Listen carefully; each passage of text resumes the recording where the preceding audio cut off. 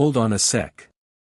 Right now, as you're listening to me, there's a heart beating inside your chest, without you telling it to, without you controlling it. This heart doesn't need a switch, a battery, or any outside power. Even when you're in the deepest sleep, totally out cold, it just keeps going. For thousands of days, thousands of years, it hasn't stopped for even a second. It never missed a beat. It's part of the autonomic nervous system that works totally on its own, separate from what you're aware of. It's like a smart. There's a self-regulating system working every second to keep you alive. You're breathing. Your lungs are filtering oxygen from the air. You didn't have to press any switch to turn this system on. No instructions were given. No settings were changed. It just runs on its own, as if someone programmed it. It's a self-sustaining mechanism taking care of your life every single second. Right now, your eyes are looking at this screen. Every second, your eyes are catching millions of photons, tiny particles of light. And your brain processes it in less than a second and shows you this world. It creates images way sharper, more colorful, livelier, and more realistic than any high-quality camera out there. Without any glitches, blurriness, or delay, like a live moving movie playing in real time. This is the kind of visual processing power that can even challenge today's most advanced artificial intelligence and supercomputers. But it's not just about seeing. It's about instantly understanding too. The Earth is still spinning on its axis at about 1,600 kilometers per hour, and near the equator, it's even faster. Yet, you don't feel a thing, no bumps, no vibrations. Why? Because we're perfectly balanced with constant motion, inertia, and gravity. Not only is the Earth spinning, but it's also moving around the Sun at roughly 107,000 kilometers per hour. And the whole solar system is orbiting around the center of the galaxy. It's all spinning around. Everything is so perfectly synchronized and balanced that we don't really feel anything. So, it's not just physics. There's some kind of intelligence behind it, showing proof that someone's there, keeping everything in a smooth, invisible balance. Right now, in our Milky Way galaxy alone, over 200 billion stars are shining. And every star is in its perfect orbit, moving at exactly the right speed. And in the whole observable universe, there could be over 2 trillion galaxies just like this. There are billions and billions of stars in every galaxy. Each star follows its own path. None of them collide, and none of them block each other's way. Everything moves with this incredible, flawless silence and perfect balance. It's like someone created the entire universe according to a grand design, and then set it in motion under eternal laws that never break. So this heart, these breaths, these eyes, this earth, this whole universe, all of it is running with perfect, intelligent, and flawless order. So, who's the master designer behind all this? Who's the one controlling all this? Without being seen, without touching, and without any interruption. And that's exactly the question philosophers have been discussing for centuries. The question kids ask, but adults can't really explain. Where is God? I mean, where is Allah? This isn't just a religious question. It's the biggest question about existence. If God exists, everything changes. Even if God doesn't exist, everything still changes. Because whatever you believe about this shapes your entire life. What's your purpose? What's right and wrong? Often, when people ask, where is Allah, 2 extreme reactions come up. The first is some religious folk saying, asking this question is a sin, it's wrong. They say even thinking about it is disrespectful and shut down the conversation. Some atheists react by saying, Allah doesn't exist. Either prove it or accept that he's not real, and then they just stop listening. Both of these reactions are wrong. In Islam, you're completely free to ask questions. Islam doesn't stop you from questioning, it actually encourages and supports it. The Quran mentions the word aql, meaning reason and logic, in many places. It keeps asking, afala taqilun? Aren't you going to use your reason? So, the same Allah who gave you intellect also commanded you to use it. So, if doubt is honest, it leads to the truth. The first step is to look at the question, where is God? But before answering that, let's ask another question. Is this question even asked the right way? When we ask, where is God, we're assuming that God is some physical thing occupying physical space. Like, I can ask, where's the water, or, where are the stars, because they have a physical presence. They have a fixed location in the universe. But here's the fundamental point: if God exists, how could he be a part of this universe, because a creator isn't a part of their creation? Like a painter doesn't live inside their painting, or an author doesn't jump into their novel. They're outside the book. So where is Allah? Before we try to answer that, we need to understand who Allah really is. What's his true reality? Once we get that, it'll be clear whether this concept even applies to him or not. Now, let's dive deeper into this question. Could all this really come into existence without any creator at all? You and I, this world, this universe. Look, this isn't just some religious belief. It's cold, hard logic. So, I want to start an argument here that's so powerful, top philosophers around the world have taken it seriously and still do today. It's called the cosmological argument. It sounds really simple, but its logic is so strong that there's no refuting it. Anything that exists in this physical world must have a cause or reason behind its existence. This glass is here because someone made it. You have this mobile phone because someone made it. This building is standing because engineers built it. This galaxy exists because matter followed a process guided by gravity. So, the simple rule is that every effect has a cause, there's always a reason behind it, and that's the foundation of science. It's basic logic.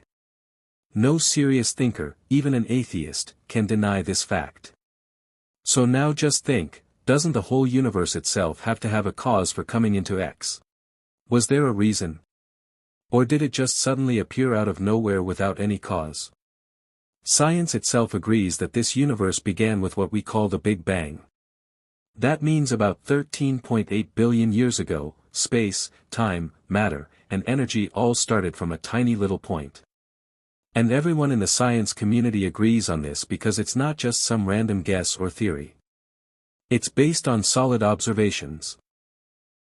Just look at the cosmic microwave background radiation, or Hubble's discovery of the universe's expansion, or Stephen Hawking's work. Everyone points to the fact that the universe had a beginning. And that's a huge deal, a really big point. Just think about it, if the universe had a beginning, then what was there before that? Back then, there was no universe, no space, no time, and not even any physical laws. So, what caused anything to happen? Now, when we reach this point, what answer do the people who don't believe in God have? Some easily say there's no cause at all, that is, no reason. The universe just came into being out of nowhere, but if we think about it logically, this isn't science. It's just assuming something without any proof, and that's what blind faith is. Then some people throw around the multiverse theory, saying there must have been another universe from which this one came. But even that doesn't really answer the question. The question's still the same, it just pushes it one step back. Like, then what caused that other universe? Where did it come from? Now, some people bring up science here and say that in quantum mechanics, particles can just pop into existence without a cause. Like, they don't just come into existence for no reason. But the real deal is that those quantum fluctuations happen within the same space and laws that already exist. They don't just pop out of absolute nothingness or zero.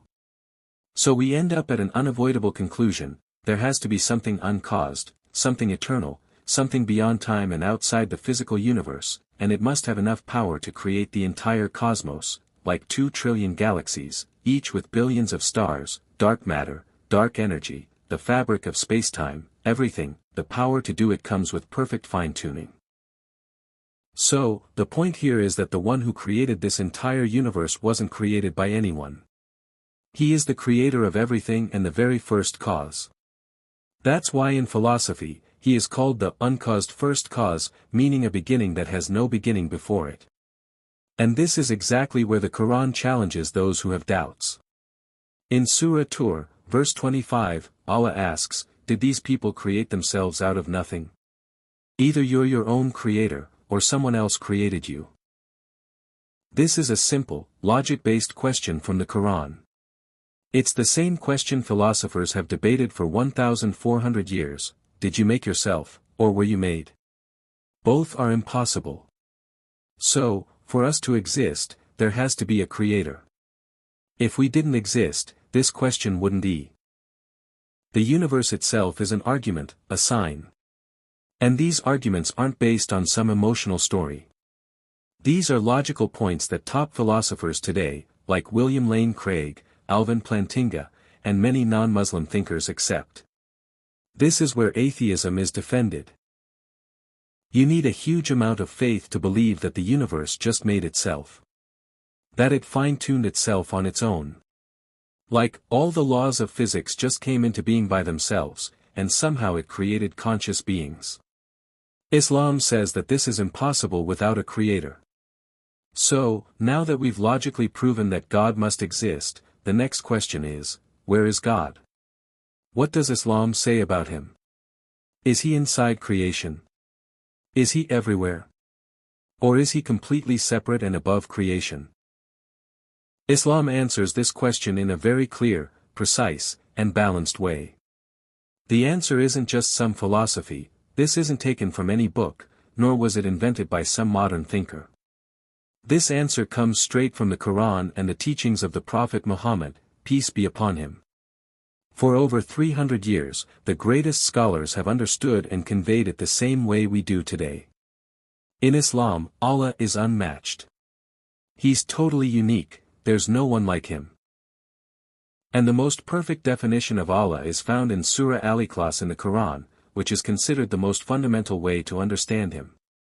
Say, He is Allah, the One. Allah, the eternal refuge. That means he's completely self-sufficient, not needing anything or anyone, that he doesn't depend on anyone. In fact, the whole universe depends on him. He neither begets nor is born. No one is equal to him. No one is like him. These 4 short verses are Allah's complete theological definition. He is Ahad, singularly one, not one of many, not one with parts, but absolutely uniquely one. He is Samad. The Arabic word is so deep that it can't be captured by just one word. It's impossible to translate. Samad means a being everyone depends on, but who depends on no one. The whole universe relies on him, yet he doesn't rely on anyone. He is neither father nor son, meaning he has no family, no clan, no lineage. He is a supreme reality that has always existed and will always exist. He's not some cosmic human sitting up in the sky. And the most important thing is, he's incomparable. There's no one like him. Whatever you can imagine in your mind, whatever picture you can create, just remember that he can't be Allah. Because whatever your mind imagines becomes a creation. It becomes a creature, and Allah is not a creation. He is the Creator. And the best example of this is the Ayat al-Kursi from the Quran. That verse which the Prophet Muhammad, peace be upon him, said is one of the greatest verses in the Quran. There is no deity besides all. Everything belongs to him. Who can intercede before him without his permission? He knows what is before them and what is behind them.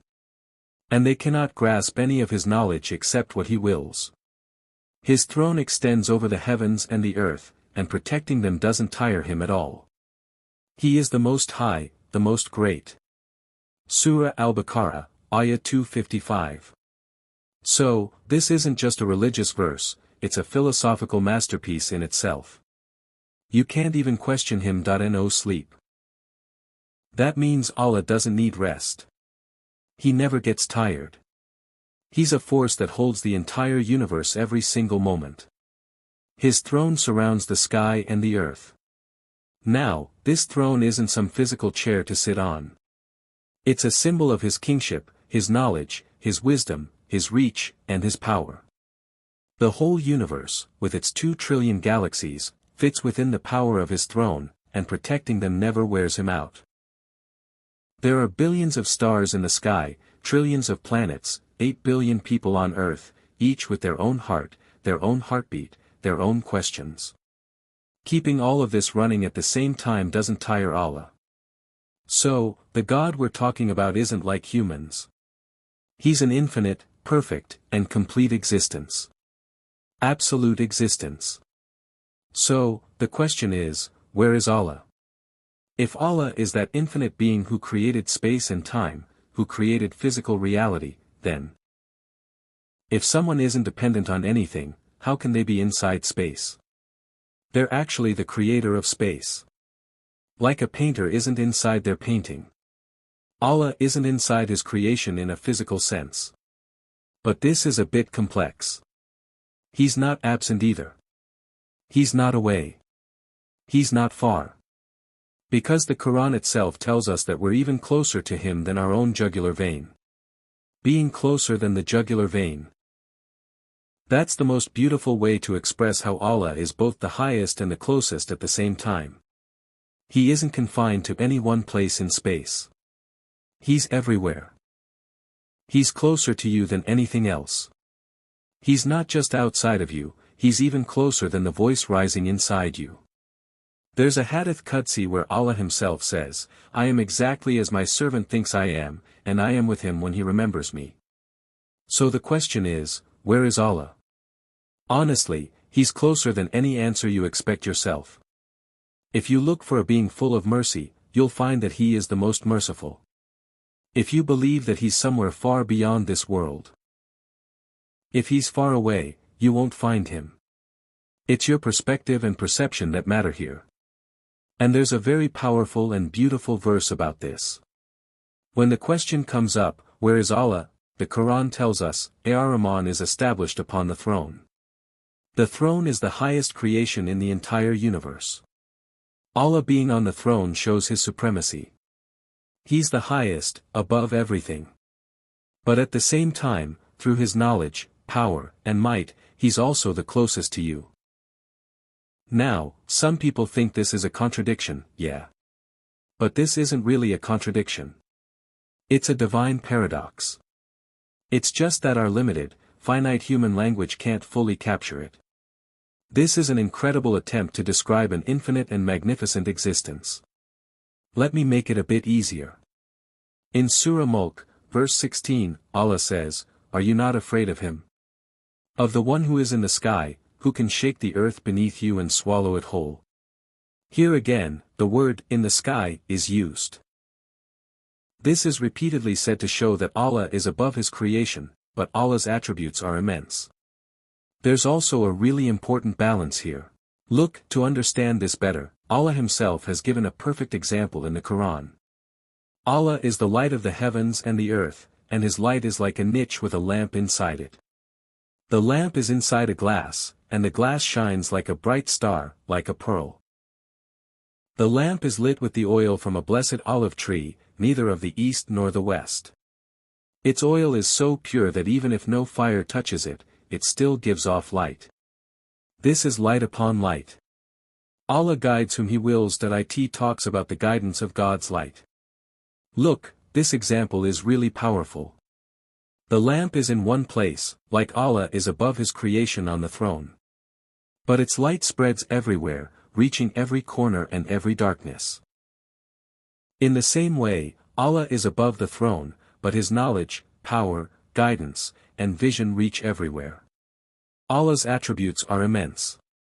There's also a really important balance here. The Quran says He is with you wherever you are. So, is that a contradiction? Not at all. Because this presence isn't physical, it's knowledge-based, natural, and perceptive. Meaning, Allah's knowledge, His power, and His sight are everywhere. He's aware of the beating of your heart inside your chest and is even closer to you than your own jugular vein. In His power and might, yes, but not physically. When you understand that Allah is above the skies, sitting on the throne, you realize He's higher than any pressure or problem in the world. Yet, He's still close to you. When you feel alone, He knows. When you're upset, He's watching. No one else might be listening, but He is. This belief teaches a person to trust Allah, to love Him, and to fear Him too.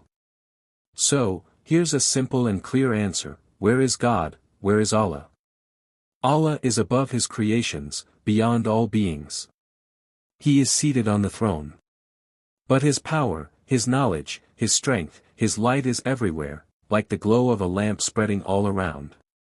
So now is the time to think. Is all this just a coincidence? Did this heart, this universe, this perfect balance come into being without a creator?